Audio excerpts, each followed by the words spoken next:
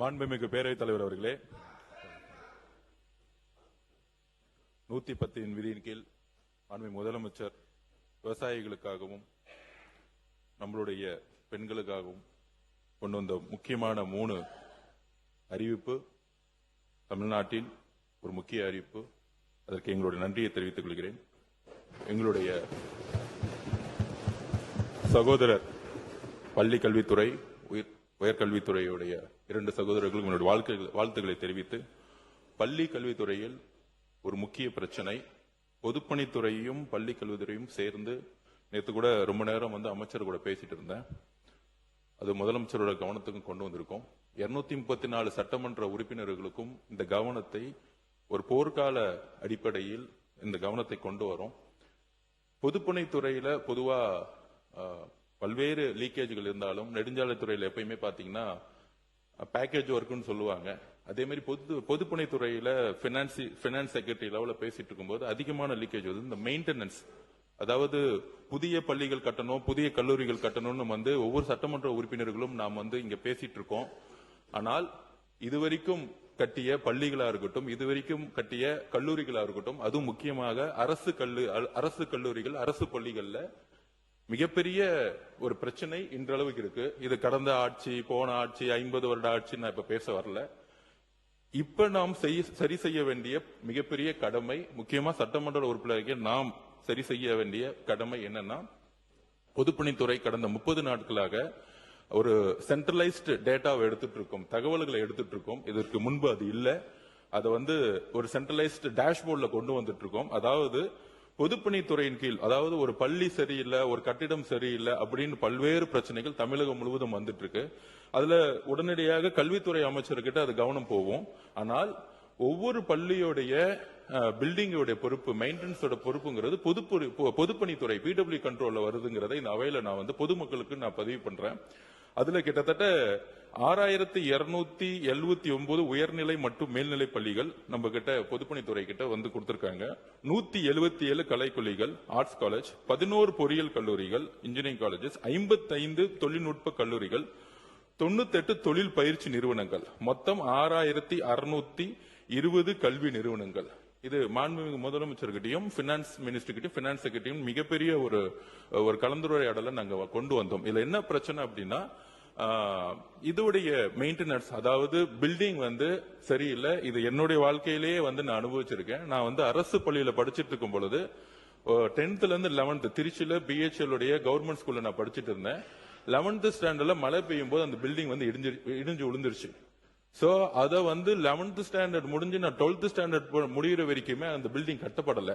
So 11th இருந்து 12th of வேலி வரைக்குமே நான் மரத்தடி கீழே தான் நானே படிச்சேன். சோ 11th and 12th அரசு கல்வியில நான் படிச்சிருக்கும் பொழுது மழை வரும்போது கிளாஸஸ் எனக்கு இருக்காது.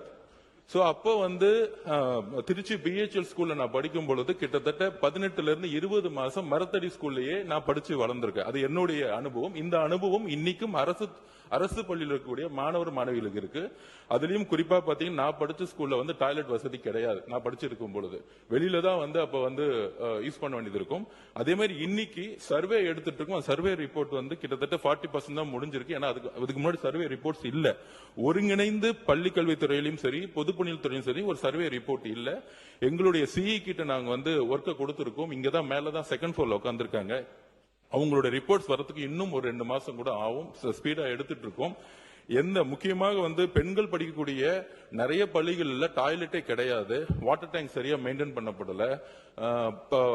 மெயின்டெனன்ஸ் பண்ணிருக்கோம் சொல்லிட்டு புக் அளவுல இருக்கே தவிர, ஆனா நிறைய பள்ளிகள்ல, கிட்டத்தட்ட நிறைய பள்ளிகள்ல, அதுவும் கவர்மெண்ட் காலேஜ்ல பாத்தீங்கன்னா, மாண்புமிகு முதலமைச்சர் கூட ஒரு இடத்துக்கு அந்த சமூக கூடத்துக்கு போகும்போது நம்மளுடைய துறை அமைச்சரோட போகும்போது பாத்தீங்கன்னா எல்லா மாணவரும் கம்ப்ளைண்ட் பண்ணாங்க. உடனடியாக அடுத்த நாள் நடவடிக்கை எடுத்தாரு. இது தமிழகம் முழுவதும் பள்ளி கல்வித்துறையிலும் உயர்கல்வித்துறையிலும் பாத்தீங்கன்னா அரசு இருக்கக்கூடிய கல்லூரிகள் மிகப்பெரிய பிரச்சனை, இந்த மெயின்டெனன்ஸ் பிரச்சனை இருக்கு.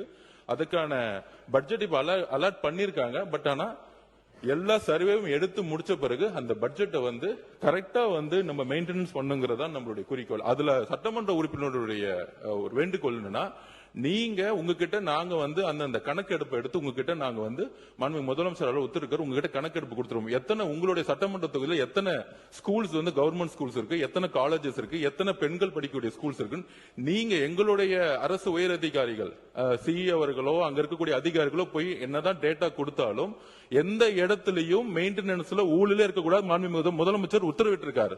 சோ அப்ப உங்களுடைய நீங்க போய் சூப்பர்வைசிங் பண்ணாதான் எங்களுக்கு இன்னும் ஒரு அடுத்த கட்டத்துல இந்த தொகுதியில இந்த ஸ்கூல்ல, அதாவது பில்டிங் வந்து 3 பிரிக்கிறோம். இப்ப ஒன்னு ஃபர்ஸ்ட் கேட்டகரி ரெட் கேட்டகரி, அதாவது இந்த கட்டடத்தை பயன்படுத்தவே கூடாது அப்படின்னு நம்ம இன்ஜினியர்ஸ் வந்து ஸ்டெபிலிட்டி சர்டிபிகேட் வந்து எல்லா ஸ்கூல்ஸும் வந்து உடனே செக் பண்ண சொல்லியிருக்கோம். ஏன்னா மழை காலம் வரப்போகுது.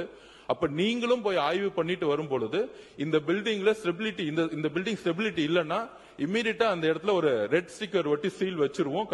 பள்ளிக்கல்வித்துறைக்கும் நம்ம உடனே சொல்லிடுவோம், அந்த இடத்துல எந்த மாணவ மாணவிகள் உட்கார வைக்கவே கூடாது அப்படின்னு நம்ம சொல்லிடுவோம்.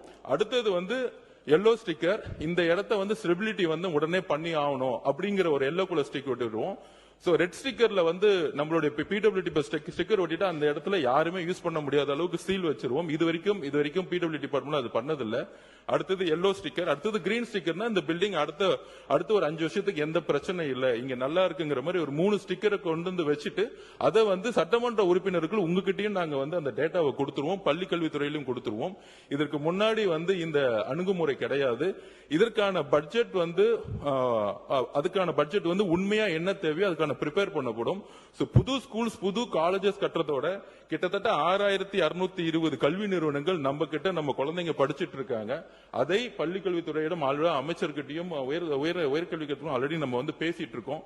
இதை அடுத்த ஒரு வருஷம் போக்கஸ் பண்றதா நம்மளுடைய குறிக்கோள். எப்படி தனியார் நிறுவனங்கள், தனியார் பள்ளிகள், தனியார் காலேஜஸ் இருக்கோ அதே மாதிரி ஈக்குவலா நம்மளுடைய குழந்தைகள் படிக்க வைக்கணுங்கிறதா நம்மளுடைய மாண்புமிகு முதலமைச்சருடைய குறிக்கோள். இதை உங்ககிட்ட இருக்க சட்டமன்ற உறுப்பினர்கள் உங்களுக்கு ஒரு குழு இருக்கும், நீங்க கொண்டு வந்து உடனடியாக இந்த ஸ்கூல்ல பிரச்சனை இருக்குன்னா அதையும் நாங்க வாங்கி உடனடியாக சரி செய்யறதுக்கு எல்லா விதமான முன்முயற்சிகளும் மேற்கொள்ளுங்கிறத நாங்க இங்க பதிவு பண்றோம். நன்றி. பள்ளிக்கல்வித்துறை அமைச்சர் அவர்கள். மாண்புமிகு பேரவைத் தலைவர் அவர்களே, இது சேஃப்டி சம்பந்தப்பட்ட விஷயம். இன்ஃப்ராஸ்ட்ரக்சர் என்பது ஒவ்வொரு ஆட்சியின் போதும் ஒவ்வொரு காலகட்டத்தின் போது கட்டிக்கிட்டே வந்தாலும் அந்த இன்ஃப்ராஸ்ட்ரக்சர்ல பிரையாரிட்டி என்னன்னு பார்க்கணும். யாருடைய வகுப்பறை அது?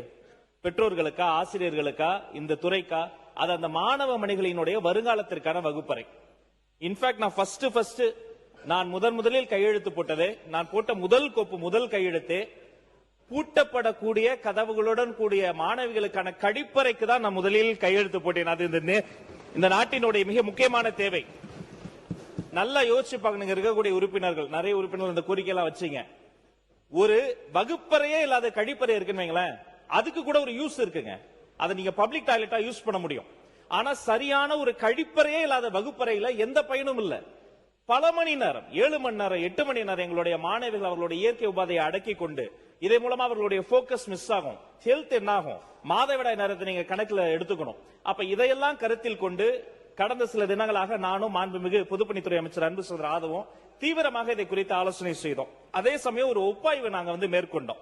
2022, 2025 அந்த ஆண்டு கணக்குள்ளார பாத்தீங்கன்னா வகுப்பறைகள், இந்த உட்கட்டமைப்பு வசதிகள்லாம் கிட்டத்தட்ட ஒரு 5000 வகுப்பறைகள் வந்து அவங்க வந்து பண்ணிருக்கிறாங்க. அப்ப இதை வந்து இன்னும் கொஞ்சம் நாம துரிதமா வேகமா பண்ணணும். நடப்பு ஆண்டுல பாத்தீங்கன்னா 1031 வகுப்பறைக்கான அந்த உட்கட்டமைப்பு வசதிகளை மேம்படுத்த ஆரம்பிச்சிட்டோம். லேப்ஸ் 228 லேப்ஸ் நாங்க வேகமா புதுப்பிச்சுட்டு வரோம். அறிவியல் ஆய்வகத்திற்கான உபகரணங்கள் 228, கழிப்பறை 216+28, திறன் பலகை 7840, இருக்கை மற்றும் பேஜை 10310. மிக முக்கியமா கண்காணிப்பு கேமரா. எந்த இடத்துல ஒரு சிசிடிவி கேமரா இருக்கோ அந்த இடத்துல குற்றம் நடப்பதற்கான வாய்ப்பு மிக குறைவு. அதனால பள்ளிகள்ல 24578 கண்காணிப்பு கேமராக்களுக்கான வேலைகளும் செய்திருக்கிறோம். இதற்கான அந்த பணிகளுக்கான மொத்த செலவினம் 727.58 கோடி ரூபாய் செலவாயிருக்கு.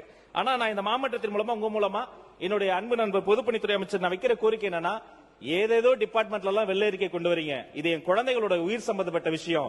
கண்டிப்பாக இந்த ஸ்கூல் இன்ஃப்ராஸ்ட்ரக்சர் சம்பந்தப்பட்ட பொதுப்பணித்துறை ஒரு வெள்ளை அறிக்கையை உருவாக்கி முதல்வரினுடைய கவனத்திற்கு கொண்டு வர உங்க மூலமாக கேட்டுக்கொள்கிறேன். மாண்பு உறுப்பினர் சிவகுமார் அவர்கள். இருங்க அவங்க கேட்கிட்டே இருக்கு. என்ன கிளாரிபிகேஷன்? என்ன மாண்பு உறுப்பினர் கிளாரிபிகேஷனா? MRK பன்னீர்செல்வம். மாண்புமிகு பேரவைத் தலைவர்களே, இங்கே மாண்புமிகு பொதுப்பணித்துறை பள்ளி கல்வித்துறை அமைச்சர்கள் 2 பேரும் இப்பதான் புதுசாக கண்டுபிடிக்குமே சொல்றாங்க. நாங்க இப்ப பள்ளி கல்வித்துறை அமைச்சர் சொல்லும்போது 5000 வகுப்பறைகள் கடந்த ஆட்சியில கட்டப்பட்டது இப்ப சொல்றாரு. மீதி நாங்க கிட்டத்தட்ட கடந்த ஆட்சியில வந்து இங்க பள்ளிக்கூடங்கள் 6000 கட்டிடங்களை வகுப்பறைகளை இடித்து மறுசீரமைப்பு செய்வதற்கு உத்தரவிட்டு இங்கே எங்களுடைய முன்னாள் முதலமைச்சர் அவர்கள் அவர் நடவடிக்கை எடுத்தார்கள். அதேபோல கழிப்பிடமே இல்லைங்கிற மாதிரி ஒரு கருத்தை உருவகப்படுத்தி 2 அமைச்சர்களும் பேசுகிறார்கள். எல்லா பள்ளிகளிலும் அதுபோல கழிப்பறை வசதிகள் செய்யப்பட்டு கொண்டிருக்கிறது. படிப்படியாக கடந்த ரிப்பேர் செய்ய இல்லவே கட்டவே இல்லைங்கிற மாதிரி ஒரு மாறிய ஒரு தோற்றத்தை உருவாக்குகிறார்கள். ஆக நீங்க இல்லாத இடத்துல நீங்க கட்டுங்க சுத்தமா. பேசுவதை வந்து கடந்த ஆட்சியில கழிப்பறையே இல்லாமல் கட்டுப்படுத்திக் கொண்டிருக்கிறார்கள் என்ற ஒரு உருவகத்தை உருவாக்குகிறார்கள். அது தவறு. பொதுப்பணித்துறை அமைச்சர் மாண்புமிகு பேரவைத் தலைவர்களே, நான் பேசும்போதே சொன்னேன், இதுதான் பேசும்போதே சொன்னேன், நான் எந்த கட்சியை பத்தி பேசல, எந்த ஆட்சி பத்தி பேசலன்னு. ஆனால் இந்த ஆட்சி எது உண்மையோ அதை மக்கள் என்ன நினைக்கிறாங்களோ, எது கிரவுண்ட் ரிப்போர்ட்டோ அதை மக்கள் என்ன நினைக்கிறாங்களோ. நம்ம எல்லாம் பேசுறோம், ஸ்கூல் நல்லா இருக்கு, காலேஜ் நல்லா இருக்கு, அரசு கல்வியில் நல்லா இருக்குன்னு. ஆனா நம்ம பசங்க இது வரைக்கும் யாரையுமே வந்து அரசு பள்ளியில சேர்த்ததே கிடையாது. இதுதான் உண்மை. ஏழ்மையா இருக்கவங்க அரசு பள்ளியில சேர்க்கணும். ஆனா அது கருணை அடிப்படையில் இருக்கு. நம்ம திருப்பி சொல்றோம், எங்களுடைய முதலமைச்சரோட தலைமையில் அது கருணை அடிப்படையில், உரிமை அடிப்படையில் மாத்தணும். ஒரு அரசு கல்வி வந்து ஒரு ஈக்குவலா, ஒரு பிரைவேட் ஸ்கூலுக்கு ஈக்குவலா இருக்கணும். ஒரு பிரைவேட் ஸ்கூலுக்குள்ள போனா எப்படி இருக்கும்? ஒண்ணும் இல்ல, என்னுடைய மகனே என்னுடைய ஸ்கூல்ல போகும்போது ஒரு நல்ல டாய்லெட் இருக்கு, நல்ல கிரவுண்ட் இருக்கு, விளையாடக்கூடிய நல்ல வசதி இருக்கு. இதெல்லாம் பார்க்கும்போது மித்த குழந்தைகளுக்கு இது மாதிரி எப்ப கிடைக்கணும்? ஏன்னா நான் ஒரு அரசு பள்ளியில் படித்த மாணவன். நான் நீங்க எங்க படிச்சீங்க? நான் அங்கதான் படிச்சு வந்தேன். அல்ல அந்த காலம் வேற, காமராஜர் காலம் வேற. நீங்க படிக்கும்போது காமராஜர் இருந்தார் முதலமைச்சரா, அப்ப இருந்தது வேற. நீங்க காமராஜர் காலத்துல படிச்சதுனால ஸ்கூல் நல்லா இருந்துச்சு. சோ இங்க குறைகள் இல்ல. இங்க என்ன பிரச்சனைனா, திருப்பியும் சொல்றோம், திருப்பியும் நாங்க பதிவு பண்றோம், அரசு கல்லூரியிலுடைய கட்டடங்கள் சரியாக இல்லை அப்படிங்கறத பதிவு பண்றத நான் பதிவு